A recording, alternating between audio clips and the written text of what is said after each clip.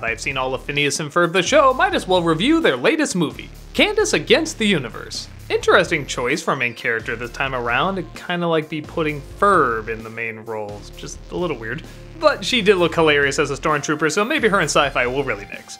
Apparently it's been a long time since this crew has gotten together and worked on a Phineas and Ferb project, so keep in mind I am watching this right after I finished watching the entire series. With that said, I think Candace Against the Universe is okay. It's by no means bad, but it's definitely not the best I've seen out of this crew either. They don't follow the traditional formula this time around, which is fine, they've changed things up like that before. But it doesn't quite feel as consistently funny as what I'm used to watching with Phineas and Ferb. But don't get the wrong idea, there are some really funny scenes in this movie.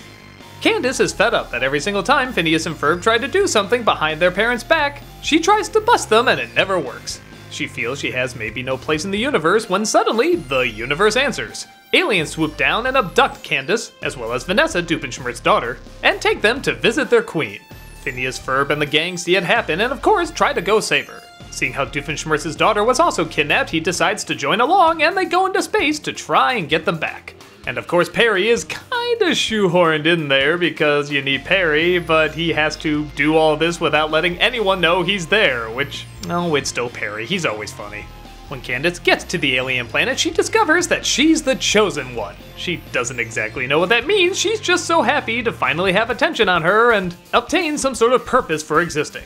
But could there be more behind these aliens than they're letting on? Does Doofenshmirtz always end his inventions with an aider?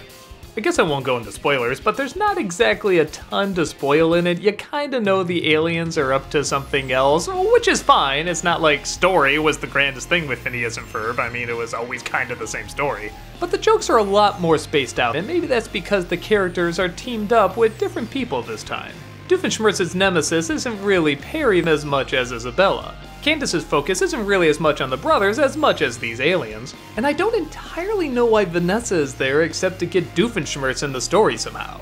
And like I said before, the same can kinda be said for Perry. He has a few cool scenes, but he doesn't add that much. This becomes tricky because you have to know the show in order to watch this movie, and part of the humor of the show is these two stories are going on and they don't always interact off each other until they amazingly do, and then neither one of them is ever aware that they ever interacted. But again, it's a movie, it's changing things up, which is fine, but I feel like they've done other specials and even other movies where it seemed a lot bigger. It's been a lot more epic. There's been a lot more big changes and reveals, and maybe that's part of the problem. I feel like this series has already had several good finales. I mean, that 2D movie was great, the finale to the show was great. Even the longer specials I feel like could be a wrap-up to the show if they decided it to be. So the idea of doing a movie all these years later just focusing on Candace feeling inadequate is fine, I guess, but it's kinda hard not to compare it to those other really big projects that were super funny and had a much grander scale. I think if some of the additional characters were a lot funnier, maybe this would have balanced out a little bit more. Like the alien queen could be really funny. She's played by a really funny comedian, Ali Wong. And apart from a cute line here or there, she's not especially humorous or especially threatening. Even the master plan that the aliens have just kinda seems recycled from other master plans aliens have in other movies and shows. With that said though, there are still a lot of laughs in this movie that in my opinion make it all worth it. There's a great joke about what Candace's name sounds like to the aliens, which is later demonstrated over and over. The songs are once again really catchy and have some hilarious lyrics, and there's a joke about going double the speed of light that was so funny I dare not ruin it. Let's just say I was howling when I saw it.